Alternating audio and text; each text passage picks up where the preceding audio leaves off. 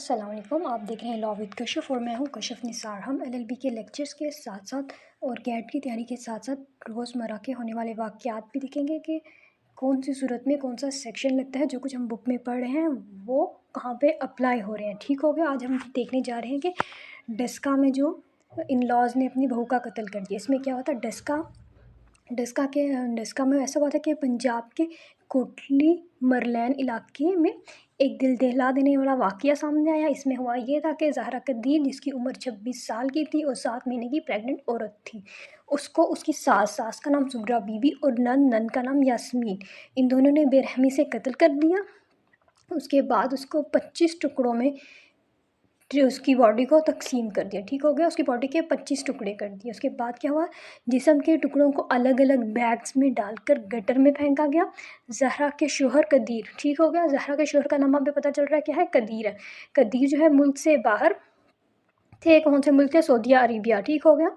और ये ज़हरा है, ये भी अभी वापस आई थी सऊदीया से 1 महीने पहले। ज़हरा और कदीर एक 2.5 साल का बच्चा भी है। ठीक हो गया। ये अफसोसनाक वाक़या घर के अंदर के मसाइल और तनाज़ात की वजह से आया। ठीक हो गया। अब हमने इसमें देख लिया क्या क्या हुआ। इसमें यह हुआ कि ज़हरा थी, एक औरत थी जो कि उसकी उम्र 26 साल थी, वो प्रेग्नेंट थी, उसका एक बच्चा भी था, हाँ, जो कि 2.5 साल का था। और उसको मार दिया पहले और उसकी बॉडी को 25 हिस्सों में तकसीम कर दिया और उसके बाद उसको गटर में भी डाल दिया। ठीक हो गया। ये वाक़या हो गया। अब हम इसमें देखने जा रहे हैं हमारे इसमें सेक्शंस कौन कौन से लगेंगे पीपीसी में। सही, सबसे पहले कत्ल अम्द हुआ इसमें, तो ये हमें सेक्शन 302 मिलेगा पीपीसी में। ये क्या है, ये वाक़या प्रीमेडिटेड मर्डर का है। ठीक हो गया, जिसमें विक्टिम की जान कसदन ली गई, इस वजह से सेक्शन 302 लगेगा। ठीक हो गया। पनिशमेंट फॉर मर्डर, सही हो गया, कत्ल अम्द हुआ है, 302 लगेगा, हाँ, जिसमें है पनिशमेंट फॉर मर्डर। उसके बाद सज़ा है इसकी डेथ पेनल्टी है, लाइफ इम्प्रिजमेंट है,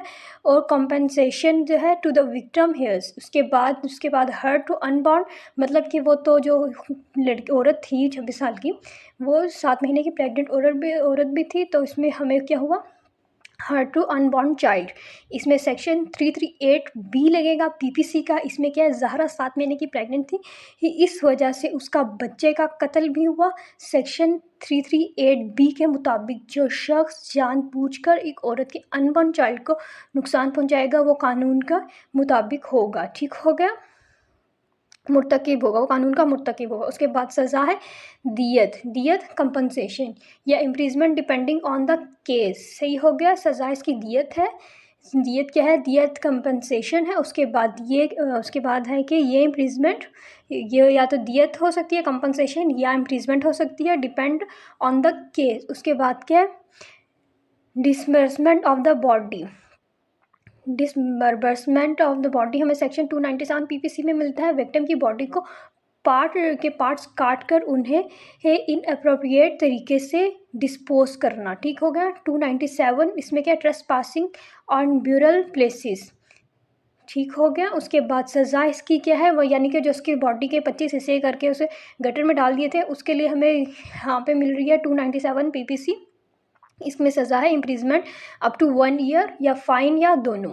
उसके बाद हमें क्रिमिनल कॉन्स्पिरेसी मिल रही है। इसमें सेक्शन 120 बी पीपीसी का है। अगर सास और नंद ने मिलकर ये साजिश की है तो 120 बी लगेगा। ठीक हो गया। इसमें इसकी सास और नंद दोनों थी जिन्होंने उसको मार दिया, तो ये क्रिमिनल कॉन्स्पिरेसी आ गया। सेक्शन 120 बी किसका, पीपीसी का। इसकी सज़ा है प्रिंसिपल ऑफेंसेस के मुताबिक, जो यहाँ सज़ा है 302 है। ठीक है। उसके बाद क्रिमिनल कॉन्स्पिरेसी में यहाँ पे कौन सी लग रही है, 302। उसके बाद क्या है, डिफॉर्मेशन एंड फॉल्स रूमर्स। उन्होंने ये भी कहा, ये उसकी सास जो थी उसने ये बताना शुरू कर दिया था कि वो किसी और के साथ भाग गई है, ये वो ऐसी कहानियाँ सुनाना शुरू करती थी। तो इसके मुताबिक ये कि अफवाह फैलाने का ज़हरा भाग गई थी, डिफॉर्मेशन के ज़ाइल में आता है। ठीक हो गया। जो सेक्शन 500 पनिशमेंट फॉर डिफॉर्मेशन के मुताबिक जुर्म है। ठीक हो गया। यहाँ पे डिफॉर्मेशन फॉल्स रूमर्स में उसको सेक्शन 500 पीपीसी लग रहा है। उसकी सज़ा क्या, simple imprisonment up to 2 years.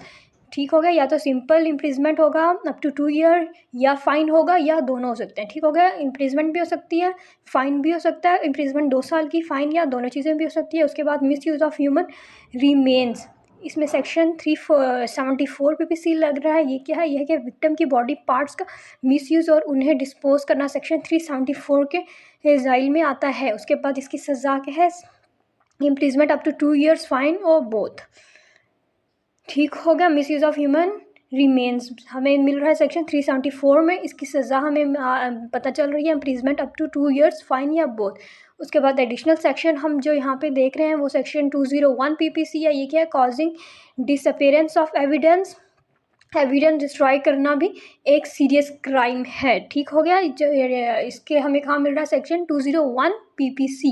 उसके बाद एक और सेक्शन आ रहा है 34 PPC का। ये क्या है? Act done by several persons in furtherance of the common intention. ये क्या है? मिलकर जुर्म करने की वजह से ये सेक्शन भी लागू होगा। उसके बाद क्रिमिनल प्रोसीजर कोड में हम देख रहे हैं क्या आ रहा है? CRPC की प्रोविजन जिसमें आ रहे हैं वो में सेक्शन 154 CRPC FI दर्ज कराना लाजमी है। सेक्शन 167 CRPC पुलिस को मुलाजमीन के रिमांड के लिए कोर्ट के सामने दरख्वास्त देना होगी। उसके बाद यही CRPC का तीसरा आ रहा है सेक्शन 202। ये क्या है? इन्वेस्टिगेशन और जुडिशियल प्रोसीडिंग जो है चालान के लिए रेलिवेंट है। ठीक हो गया। इसके बाद ये क्या है? इस केस में पाकिस्तान के लॉज के मुताबिक मुजरिमों को कत्ल, कॉन्स्पिरेसी और एविडेंस हाइड करने के क्राइम्स में सज़ा मिलनी चाहिए। कोर्ट्स विक्टिम और उसके अनबॉर्न चाइल्ड के लिए इंसाफ करना जिम्मेदारी है। ठीक हो गया। ये अब हमने केस देखा और उसके बाद हमने हमारी PPC और CRPC में जो इसका है वो भी देख लिया। ठीक हो गया। अब हम रोज़ इस तरह करेंगे। जो मामलात होंगे, मतलब जो भी मामलात होंगे वो मामलात देखेंगे और उसके बाद हमारी जो CPC, CRPC या PPC और PPC में से जिसमें से भी जोन सा सेक्शन लगता है वो हम यहाँ पर पढ़ेंगे। ठीक हो गया। अल्लाह हाफिज़। ऐसी इंफॉर्मेशन हासिल करने के लिए इस चैनल को सब्सक्राइब करें।